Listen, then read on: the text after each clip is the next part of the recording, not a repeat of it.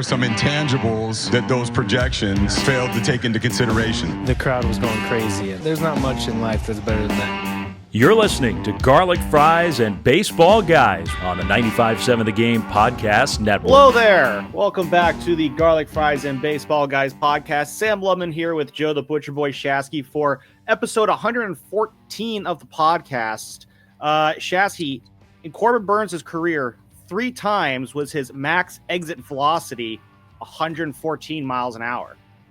We say that because as my printer starts printing stuff on a delayed reaction here, I say it because as we record this here on Wednesday, December 11th at around 4 in the afternoon, we're in the thick of the winter meetings. The Giants are in negotiations with Corbin Burns, and depending on which rumors you want to believe, are either close or closer or not close. But we are also coming to you the day before Willy Adames is introduced to the Giants media and the Giants fan base here. So don't want to get too much into Willy Adames for this episode, just because I think we're going to learn a lot more about him tomorrow. But I guess just right off the bat, if I did have to ask a Willy Adames question, Shasky, it's just how do you see him fitting in the lineup right now? I love it. I think this is a grinder, a grit guy, a guy with a little bit of edge, as Buster Posey's alluded to. And where does he fit in the lineup? I mean, the biggest hole on the team has been shortstop for the last couple of years. We could go power bat, and they've had some guys hit some home runs. Defense is very important with our pitching staff in our ballpark in this division. It's the best way to neutralize elite hitting, and you got to play great defense and you got to pitch. And if your shortstop's booting the ball, how many games did this team lose in the 7th inning or later because of poor defense up the middle? I mean, time and time again. Either so booting the ball or guys just not able to get to the ball enough either. It was constant, yeah. And I read a lot about his season with the Milwaukee Brewers as I slam a green heavy ball into my glove. He had a stretch in late July, early August where they switched the grass to a hybrid turf, and he made a bunch of errors. He had 6 errors in like a 3.5 week span, and it really diluted his metrics. Before that, you're looking at the second best shortstop defender in 2022 and 2023 behind Swanson, Dansby Swanson, and that tells me he's an elite player. I still think he's an awesome player up the middle. He's going to hit for power. I think he's going to hit in the middle of the order. He's going to swing a lot, strike out a lot. In many ways, he's a fiery Latin version of Matt Chapman. I like that. No, and I think him and Chapman will do great in the lineup together. When I think about where he's going to be in the lineup, obviously, he's going to fill that massive hole at shortstop there. And yeah, you do look at his defensive numbers as a clear outlier from last year. So you can kind of, his track record prior to last year is strong enough that where you can kind of toss last year aside. Where I'm kind of curious to see where he'll fit in is, I think we had Doug Russell on earlier this week. I think he kind of mentioned him as a 2 or a 3 hitter. Adames last year was the Brewers' primary cleanup hitter. When he hit 30 home runs for them, 112 RBIs. I kind of wonder if, the initial thought on the lineup is if it's going to be Adames in the 4 spot, Chapman in the 5. Maybe, you got Fitzgerald coming in at the 6, 7. I don't know. There still seems like there's some work on the lineup there. It doesn't seem like you like Adames in the cleanup spot. Well, no, I mean, let's have fun with this then, if you want to go this way. I think they're a dramatically improved team by just a couple of moves. They allowed Michael Conforto to go, so that frees up a spot for Elliot Ramos every single day. As of now, let's just put Yaz in right field. That's fine. Jung-Hoo Lee in center. Let's say he stays there. He's returning from injury. I think Jung-Hoo Lee's your leadoff hitter. I think your 2 hitter is going to be Adames. I think your 3 hitter is Elliot Ramos. I think your 4 hitter is Chapman. 5 hitter, maybe it's a Tyler Fitzgerald. Maybe it's a Yastrzemski. I don't know. It depends on the situation. Lamb gets in pretty who we're going for. But this is where I think they're in a really good position right now, especially if they can land Corbin Burns. They're in a position of strength to make a nice trade. Like they really are. They've got Luciano. They've got Matos. They've got Wisenhunt. They've got, if they want, I wouldn't move either of these guys, but they've got Harrison. They've got Birdsong. They've got Mason Black. They got Keaton Wynn. They've got Tristan Beck. They've got arms that I think are desirable. And then maybe the cherry on top is a Camilo Duvall, who is a closer that could be a reclamation project. But I think he's just a guy who needs a different destination and different voices in his head. So I think the Giants are going to trade for a corner outfielder, a left-handed power bat. And that brings me to Kyle Tucker. Could you imagine him in the 4 spot splitting up these righties? And you have Ramos in the 3 hole, Kyle Tucker in the 4 hole, and Chapman in the 5 hole. That makes the lineup just so much longer. They're so much more dynamic. No, I would love to see a Kyle Tucker move. I think that'd be a perfect move for the Giants to make there. I'm on board with it, especially depending on what they give up. You did mention Corbin Burns there, and that kind of brings me to my next question, and that is, obviously, again, they're hot on the Corbin Burns trail right now. The Red Sox, they made a trade for Garrett Crochet today from the White Sox. That'll more or less take them out of the Corbin Burns running. The Blue Jays are expected to be in there. Don't count the Yankees out. Weirdly enough, Shasky, apparently the A's are starting to spend money. That's so I crazy. did not have that on my bingo card, but Corbin Burns, that just seems like the no doubt next move for the Giants. So maybe let's not debate that as much, but if it's not Corbin Burns for whatever reason, what's the pivot there for the Giants? Well, I think that teams like the Houston Astros are clearly they're trying to taper their spending, and Framber Valdez could be available. And that's why I think they could go blockbuster. I mean, I really do. I think they can go Framber Valdez and Framber. Kyle Tucker. Like you might be able to swing one or if not both of those guys. What about Roki Sasaki? Like, where is this guy at? He's under 25 years old. So basically all the money that he's going to sign for, which is relative like $4 or $5 million, it's locked in. It's not like a $300 million Yamamoto deal because he was over 25 years old. Very weird international rules when it comes to that. Could they get him? Could they be on the lookout for an older guy? Like, I think it starts with Corbin Burns, and then now you can deal from a position of strength and utilize and maybe move one of the three top-tier pitching prospects. I put Birdsong, Harrison above these guys, but Wisenhunt, Mason Black, etc. Like you have the mobility to be able to go out and make a deal. Yeah, I like that. The Roki Sasaki thing, that is an interesting one there. I know he's leaning towards the Dodgers are obviously in on it. When you have Yamamoto and Ohtani already in that clubhouse, that's going to help them out a little bit as well. I remember we saw him pitch in the World Baseball Classic last year, and he was kind of overshadowed by Yamamoto and Ohtani on that team, but he was really dynamic on that, that Team Japan in the World Baseball Classic last year. He could be a very interesting one as well. The guy I'm thinking about in free agency, if you're going to make a pivot, Walker Buehler's out there right now. And I'm always for moves that if you can improve yourself while also hurting your rival. Now, Buehler, he hasn't really been the same since he kind of went through the Tommy John surgery. He had a rough return last year, but he was nails in the playoffs when it counted. In the NLCS and the World Series, 10 innings pitched, 5 hits, 0 runs allowed, and helping the Dodgers do whatever it is they did in the World Series. No one really talked about that. I don't know. I don't even remember what happened. I see Walker Buehler as a potential, back end of the rotation, buy low risk, high reward option there. You mentioned trades. One team I think you got to keep an eye on is the Toronto Blue Jays as well. They're going to try, because they're buried in the AL East right now. They got the Yankees, who are obvious monsters. The Red Sox are getting better. The Orioles look like they're going to be around for a while. The Rays, they're always, a tough team to really deal with in that division. There's not really any movement available for the Blue Jays right now. So they're going to try and lock Vlad Jr. in long term. If that does not happen, if they can't come to an agreement because he is a free agent after this upcoming season, I could see the Blue Jays start going into a fire sale. And obviously, I've made it very clear how much I would love to see Vlad Jr. in the orange and black. But if we want to talk about blockbusters, I mean, the Blue Jays, they got a couple pitchers, too, that might be worth looking into as well. Kevin Goswell, let's have a reunion there. Chris Bassett, wouldn't say no to him. What's he got, 2 years left? Goswell, I believe so, yeah. Who was, 21. Yeah, 2 years left on his deal. I'd do He's that. One of the best pitchers in the AL. Cool. I would absolutely bring him back. Jose Barrios, I think, could be an option from Toronto. So keep an eye on the Blue Jays in terms of what they do this offseason, because if the Giants fall short on Corbin Burns, they could be shopping around at that yard sale. I still think they're going to go in on a Scherzer, a Verlander, maybe a Sonny Gray. I was thinking a Sonny Gray trade as well. Yeah, somebody who's older on a short-term deal, I could see them hitting free agency or, just executing a simple little trade. Like, I don't think Lamont Wade Jr. makes this team. He's a guy that I think you could trade for one of those 5th, 6th flyer starters, as I like to call them, spot starter guys. Sonny Gray would be perfect in that scenario, wouldn't he? 2 interesting things about Sonny Gray that I found. I did a little dive on him. 3 interesting things, actually, about him. Because I wrote in my notes Sonny Gray trade, as a pivot. So you and I are in lockstep there. But funny thing about him, first off, never has pitched at Oracle Park.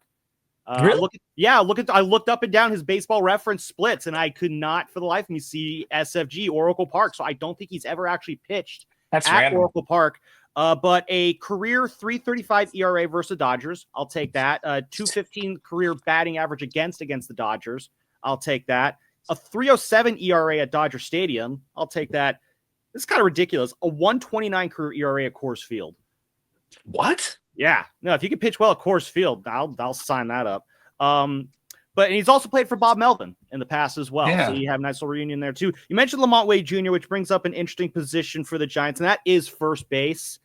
Is Pete Alonso, is that still the big North Star, so to speak, that we're chasing at that position? Or if it's Adames and then Burns, do you kind of think, all right, maybe Alonso isn't coming down the pipe? Well, if you spend $250 on Burns, logically you would think they wouldn't spend that money on a position player after spending $150 and $185 million on the left side of your infield. Mm-hmm. I would go 1-2 year deal with Paul Goldschmidt. And I know people like Paul Goldschmidt's old. I know people think that he's old. I still think he's got a little left in the tank. And I just think he's a perfect Buster Posey kind of a guy to teach a young player like Bryce Eldridge how to be a big leaguer. And then you split first base DH duties amongst the two of them. That gives you a way to manage the body of a Goldschmidt as he ages even more. And you just hope that getting back into that cool, cold weather every single night, gets Goldschmidt rocking and rolling. Like he's still. He did come up in Arizona, so I mean, I don't know if cool weather is. Yeah, but he dominated the Giants. Well, you want to talk about dominating the Giants? You talk about whereas Sonny Gray has never pitched at Oracle Park, Paul Goldschmidt might as well have his own brick outside the ballpark. 308 at-bats at Oracle Park, a 335 career hitter there, and a 1.015 OPS. 15 home runs at Oracle Park. I'm pretty sure all of them were against Tim Lincecum as well. Paul Goldschmidt is the epitome of making your enemy your friend at that sense. Like, that would be like if the Avengers brought Thanos onto their side. Well, you're probably too young, but this is what we did for a long time. Ryan Klesko, Michael Tucker, all these. Oh, I remember Ryan Klesko. I remember all these guys that were random killers. We got them all way too late. And they were even, had less in the tank, and they were lesser ball players than him. But Steve Finley's a great example. I wanted Steve Finley to be a Giant for a long, long time. Yeah, but we waited almost too long on those guys. Mm-hmm. I think Goldschmidt's got 1 year left. Solid year left. Absolutely. If you're splitting reps at first base, I'd absolutely agree. You talk about Giant killers. The one that I always wanted the Giants to get was Scott Harrison. Forgot to talk random. I hate the Hairstons. I hated him so much. I wanted the Giants to get him and then just demote him to the farthest reaches of the minor leagues just so he couldn't hurt us anymore. So with this Adames signing again, he's getting introduced tomorrow to the media, 11:30. We'll be carrying that on 95.7 The Game, among other. So pumped for Giants baseball. That's what I kind of get into is just the feel of this team. The Giants signed one free agent. I guess you really want to split hairs about Matt Chapman, and the vibe around this team feels so different. The attitude. Think about how depressed I felt just a couple episodes ago. I know, Joe Shasky. And so my question here is just simple: is just do the Giants feel closer to the Dodgers and Padres right now? No. They're running their own race. That's the number one thing. Run your own race.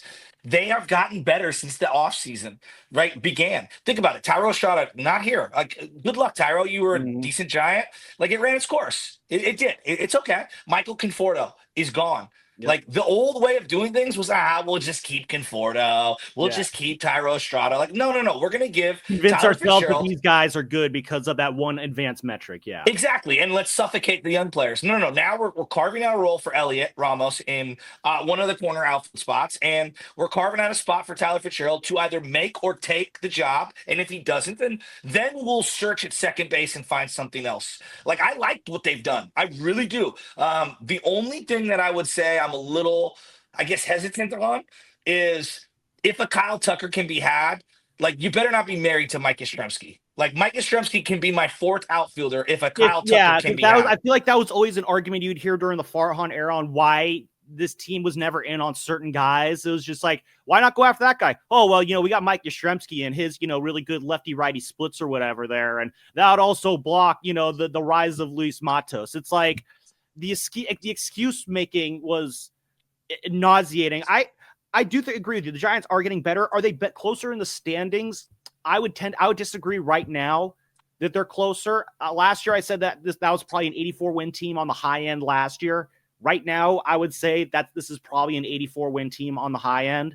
But there's still a lot of offseason to go. Yeah. That'll obviously change if news breaks about Corbin Burns or anyone else.